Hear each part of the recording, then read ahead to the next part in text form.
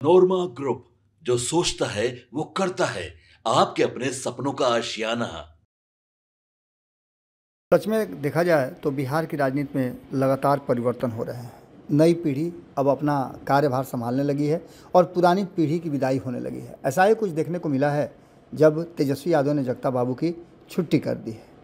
ये बातें हम नहीं कर रहे हैं, बल्कि ये बातें अब राष्ट्रीय जनता दल की तरफ से ही आ रही है।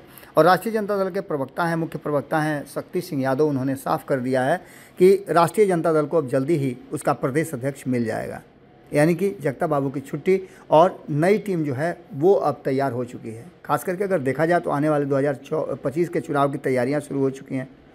और इन बातों को लेकर के जिस तरह से लगभग आधा दर्जन से ज़्यादा नाम प्रदेश अध्यक्ष के लिए आ रहे हैं, इसमें जो अब तक विलम्ब हो रहा था, और पिछले आपको जानकारी होगी कि 18 जनवरी को राष्ट्रीय कार्यकारिणी की बैठक पटना में हुई थी और उसके बाद से जगदानंद सिंह लगातार कार्यालय नहीं आ रहे हैं।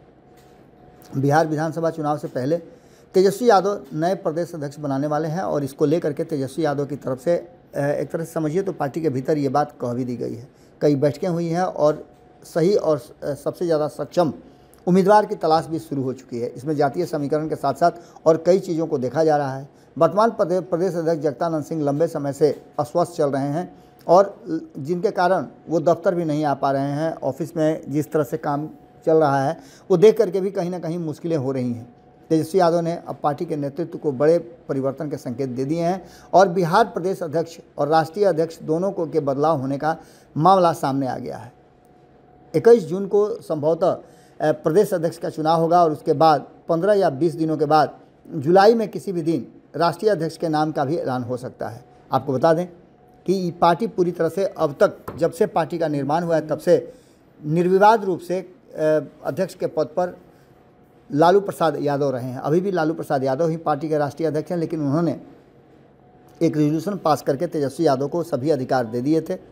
आपको याद होगा कि जब वो किडनी का ट्रांसप्लांट कराने जा रहे थे तभी उन्होंने ये फैसला लिया था कि तेजस्वी यादव पार्टी के सभी फैसले लेंगे। यहाँ तक कि उन्होंने पार्टी के सिंबल और नाम बदलने तक की बात जो है वो प्रस्ताव में पारित करा दिया था। अब देखना दिलचस्प ये होगा कि आखिरकार होता क्या है। जगदानंद सिंह लंबे समय से पार्टी के कार्यभार को देख रहे थे और जगदानंद सिंह के साथ एक बात और थी कि जगदानंद सिंह काफ़ी अनुशासन प्रिय और प्रभावशाली व्यक्तित्व के व्यक्ति हैं।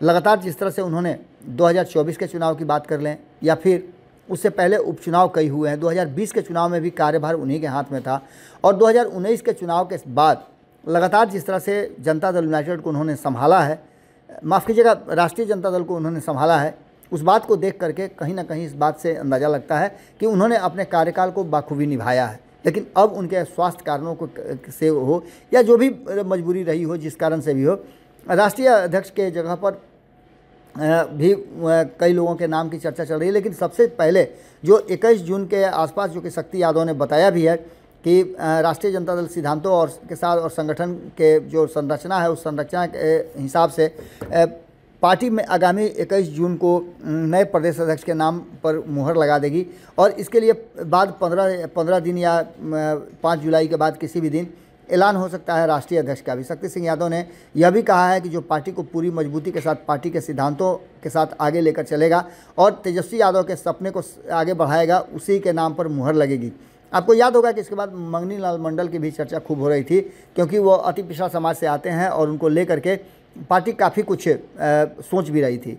इस बार चुनाव को मद्देनज़र रखते हुए जिस तरह से तेजस्वी यादव ने A to Z की बात की है और एक सवर्ण को अपने पार्टी का राष्ट्रीय अध्यक्ष प्रदेश अध्यक्ष बना करके रखा है और इन सारी बातों को लेकर के जगदानंद सिंह के अस्वस्थता के बावजूद भी उनकी जगह पर किसी को उन्होंने नियुक्त नहीं किया है, ये भी कहीं ना कहीं एक नई रणनीति का हिस्सा थी।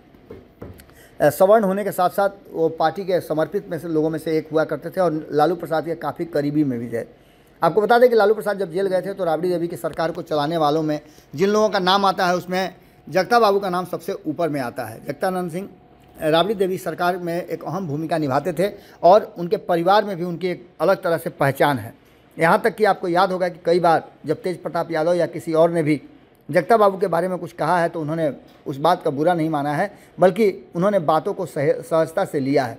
हालांकि एक बात आपको बता दें कि लालू प्रसाद और जगदानंद सिंह एक साथ अगर रिटायर हो जाते हैं तो पार्टी में एक बड़ा वैक्यूम आ जाएगा, ये भी बात कही जा रही है, क्योंकि दोनों अनुभवी हैं और दोनों राजनीतिक दांव पेच अच्छी तरह से जानते हैं। दोनों का ट्यूनिंग भी बहुत बढ़िया था और यही कारण है कि आपने देखा होगा कि बीच में 2 बार ज़रूरत महसूस हुई। एक बार 2020 में जब तेजस्वी यादव मुख्यमंत्री की कुर्सी तक पहुंचते पहुंचते रह गए थे, और 2022 में तेजस्वी यादव एक बार फिर से उप मुख्यमंत्री की कुर्सी पर आए, यानी राजद को सत्ता में लाया गया। आपको बता दें कि इसके साथ साथ कई प्रबल दावेदारों के नाम सामने आ रहे हैं, जिसमें आलोक मेहता का नाम सबसे ऊपर चल रहा है। लेकिन सबसे बड़ा अड़ंगा जो है वो ये है कि इन सारी परिस्थितियों को लेकर के संजय यादव की भूमिका इसमें क्या रहती है, क्योंकि संजय यादव पार्टी के लगभग सभी फैसले ले रहे हैं और आपने देखा होगा कि अब संजय यादव कार्यालय में भी आना शुरू कर चुके। आपको बता दें कि हाल फिलहाल में खबर भी आई थी कि संजय यादव उम्मीदवारों का फैसला करने लगे हैं और उम्मीदवारों के फाइनलाइज होने के साथ साथ और भी कई बातें सामने नजर आई थी, जिसको लेकर के कहा यह जा रहा है कि परिवार के बीच में नाराज़गी भी हुई थी और उस नाराज़गी को लेकर के लालू प्रसाद ने हस्तक्षेप भी किया था, जिसमें एक बड़ी बैठक बुलाई गई थी। खैर, इन सारी बातों के साथ साथ पार्टी के भीतर जो कुछ भी चल रहा है, और कहा जाता है MOI समीकरण की पार्टी है, लेकिन उसे Tejashwi Yadav A to Z की पार्टी बनाने में लगे हुए हैं। तो क्या जिस तरह से पहले से चल रहा था मंगनी लाल मंडल को लेकर के कि उनको प्रदेश अध्यक्ष की जिम्मेदारी दी जाएगी, उसके अलावा अब्दुल बारी सिद्दीकी भी हैं। अगर अल्पसंख्यक समाज को अपने पास बना करके रखने के लिए अब्दुल बारी सिद्दीकी का नाम भी सामने आता है, अनुभवी भी हैं, लेकिन उससे भी ज़्यादा एनर्जेटिक कारी शोएब का नाम भी सामने आता है। कारी शोएब यूथ विंग के अध्यक्ष रहे हैं और लंबे समय तक यूथ विंग के अध्यक्ष रहे हैं। उन्होंने बेहतर काम भी किया है और युवाओं को राष्ट्रीय जनता दल में एक सामंजस्य के साथ जोड़ करके रखने और बेहतर आंदोलन का रास्ता दिखाने का भी काम किया है। उन्होंने कई ऐसे उस बीच में कार्य उन्होंने किए हैं जिन कार्यों से कहीं ना कहीं प्रभावित तो तेजस्वी यादव भी रहे हैं। ऐसी स्थिति में कारी शोएब भी एक नाम सामने आता है। इसके अलावा रणविजय साहू का भी नाम आता है, जो आजकल आपने देखा होगा कि तेजस्वी यादव के इर्द गिर्द रहते हैं। उदय नारायण चौधरी भी दलित नेता हैं, जिनके बारे में कहा जाता है कि उनका भी नाम है। अगर युवा को चुनने की ज़रूरत महसूस होगी तो श्रीचंद्र राम के पास भी अनुभव काफ़ी कुछ है। इसके बाद आपको बता दें कि इसमें संजय यादव का पक्ष जो है उसके बारे में भी कहा जा रहा है। जो चर्चाएं हैं ये कि संजय यादव जिसे चाहेंगे वही इस बार प्रदेश अध्यक्ष बनेगा और उन्हीं के इशारों पर, उन्हीं के गुड बुक में जिसका नाम होगा वही प्रदेश अध्यक्ष के जिम्मेवारी को निर्वहन करेगा और उसे चुना जाएगा। तो वहीं दूसरी तरफ आपको बता दें कि तेज प्रताप यादव और मीसा भारती की भी नाराज़गी या उनके द्वारा चयनित व्यक्ति को प्रदेश अध्यक्ष बनाए जाने की बात भी सामने आ रही है। कहा तो ये भी जा रहा है कि अगर मीसा भारती राष्ट्रीय अध्यक्ष की जिम्मेवारी लालू प्रसाद यादव के जगह पर निभाती हैं तो कोई अतिशयोक्ति नहीं होगी, लेकिन उससे पहले उनको सबसे पहले करना ये होगा कि प्रदेश की राजनीति में अपने आप को मजबूत पकड़ के साथ बनाए रखना पड़ेगा। अब देखना ये होगा कि क्या कुछ निकल के आता है, लेकिन एक बात तो तय मान के चलिए कि जगदानंद सिंह की कहीं ना कहीं तेजस्वी यादव ने अब प्रदेश अध्यक्ष के पद से छुट्टी करने का फैसला कर लिया है और 21 जून को नया प्रदेश अध्यक्ष मिल जाएगा। उसके 15 या 20 दिनों के बाद एक नया राष्ट्रीय अध्यक्ष भी मिल जाए तो कोई अतिशयोक्ति नहीं होगी। राष्ट्रीय अध्यक्ष के लिए उस होड़ में लालू प्रसाद के बाद तेजस्वी यादव और मीसा भारती का नाम बहुत तेज़ी से आगे चल रहा है। अब देखना दिलचस्प ये होगा कि दोनों में से कौन इस सीट को प्राप्त करता है और किसको लालू प्रसाद यादव और पार्टी के लोग चुन करके उस जगह पर भेजते हैं।